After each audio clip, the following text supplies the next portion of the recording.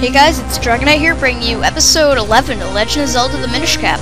In the last part, we beat the 8 purple Choo-Choos, Gleerock, I think that's how you say his name, and we got the fire element. So, now that we have the fire element, let's return to, whatever his name is. Forgot his name, Malari. Would have been horrible if I couldn't remember his name without saying that. And it looks like there's a new sword over there. That was fast work, but not so fast I didn't finish your sword. Anyway, he got us the white sword with this giant hammer. And now we got a green sword. And now we get to put away the grandfather's sword. Once you infuse it with the power of the sacred elephants, blah blah blah, we'll be able to vanish, whatever. Anyway, we have to go to the elemental sanctuary. It's the... Sorry guys, I had to adjust my headset.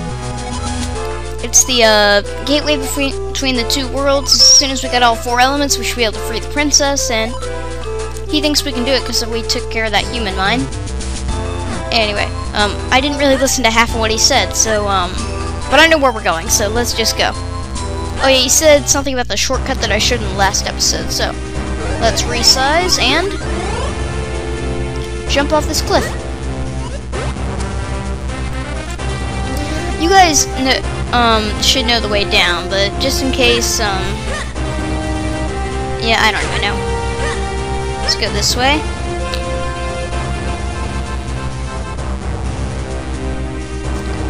I don't really know what's going on. I'm just climbing down the wall, not really a lot to talk about. Just Mount Grenel's base. Now we're over here. Let's go over here down this ladder. And I think we're almost, yeah, we're at the bottom already. So here we are at the Trilby Highlands. And nope, nothing over there. Now we can flip rocks over, which is pretty cool. Ooh, mysterious shell, those are always nice. Wait, I see a cave over there? Ooh, and water octo rocks. Or at least whatever, they're blue. Does that just mean they're more powerful? I don't know. Anyway, I don't know what these guys are called, but they're dangerous. If they poke you with their knife, you'll lose like 30 rupees, so be careful around them. Anyway, once you get the Radapaki, you can fire it into this hole, hit the switch, and you now have a shortcut over to the Hyrule Castle. So that makes life a lot easier for everyone. Oh, there's just water over there. Let's go down and up to the castle. You just try and hit me? That's right.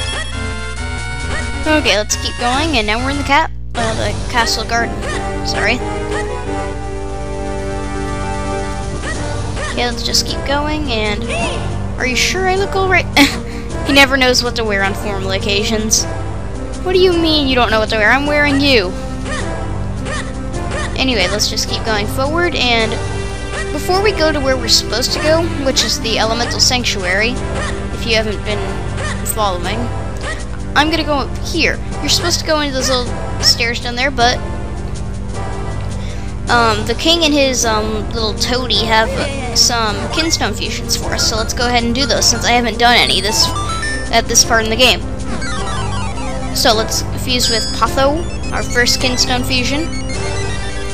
And it goes all the way over here to this place, or in the, where is this? The Eastern Hills. Okay, that was a golden enemy, and it's a little more weird that it's an enemy we haven't seen yet, so let me explain what golden enemies are. They're like regular enemies, but they move like 10 times faster, and they're a lot harder to kill, like they have more health. So when battling them, you want to be really careful and have a lot of life or a lot of hearts with you and some healing. And here's a secret which we can actually go to. I'm not going to fight the golden enemies for right now, so we'll go do that later when I have more than 6 hearts. Anyway, now that we've done that, let's go to the Elemental Sanctuary. Just right down these stairs. You can take the right or the left. It doesn't really matter, which I will show right here. Cool. See, it doesn't really matter which staircase you use. So, all you have to do is go down. Wait, that's that, then what's down here?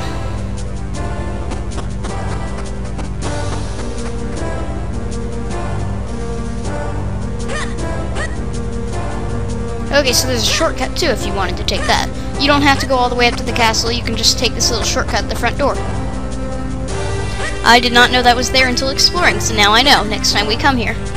There will be more times that we come to the Elemental Sanctuary, because we only have 2 of the elements.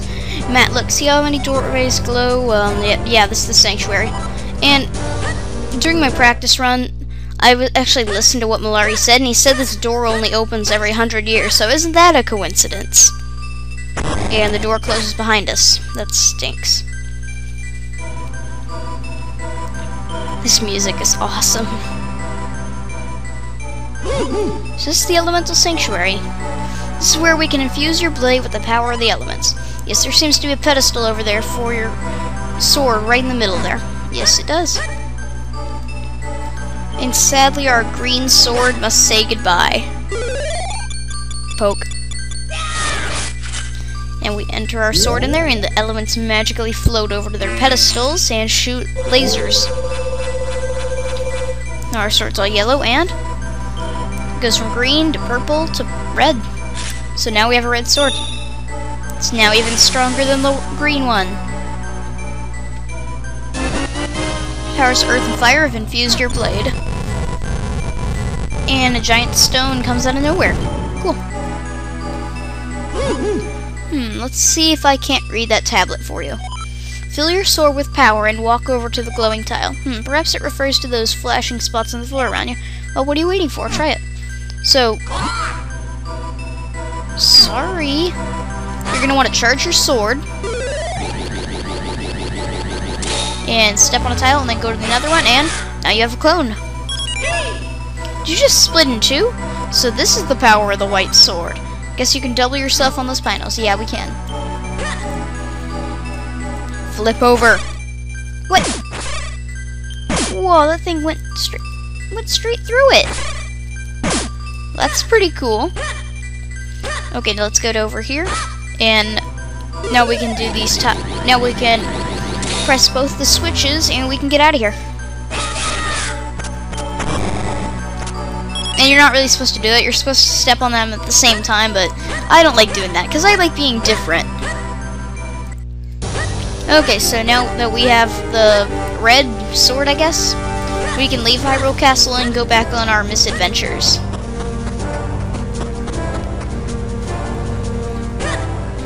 I wonder if my headset piece is okay.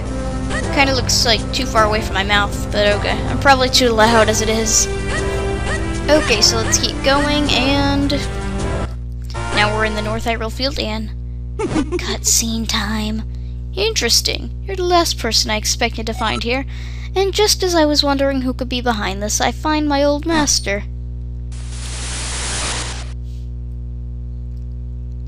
Gasp, it's Vaidi. And as always, you are dressed in the shabbiest of rags.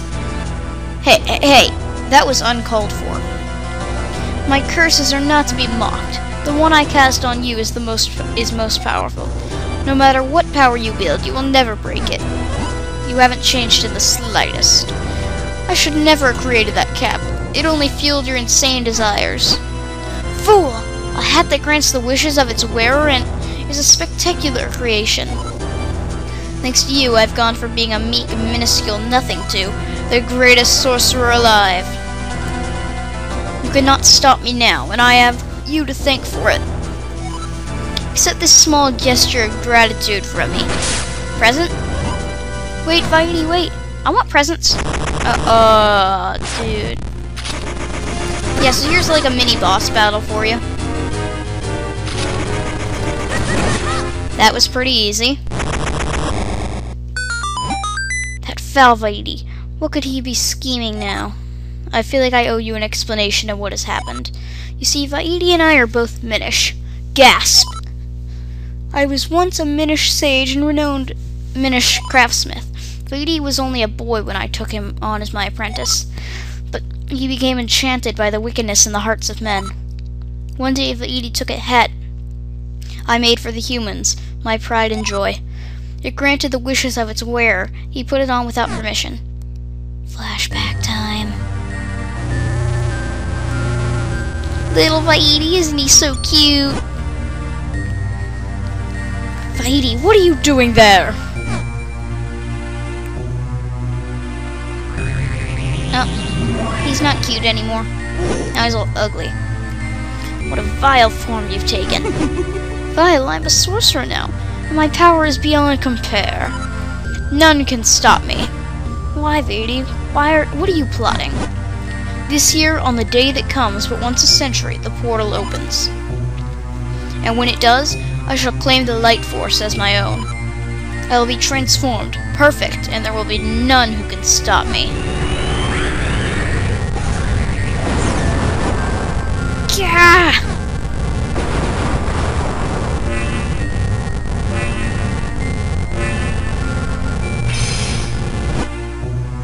Ha ha ha ha ha. Tell me, how does it feel, my sorcerer's curse? There's nothing you can do to break it, Ezlo, or to stop me. And with that, I must be leaving. I do horrible impressions. You know the legends, of course, the gifts the Picori gave the humans?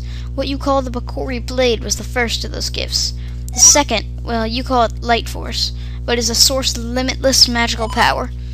If Vaidi were to get it now, it would be devastating. I came to the world of men hoping to stop Vaidi, and I met you in the woods. But it seems we won't be breaking the curse on me anytime soon. However, with a sacred blade, we can certainly restore Princess Zelda. I'm sorry. All that has happened has been due to my own pride, my folly. I must rely on you, on your power, until we've put an end to Vaidi. Again. Jeez. Well, that's enough fairy tales. We must now search for the next element. Okay, well, now that we know why the game's called the Minish Cap, I think we should end the episode off here, because we just figured out why they named the game that.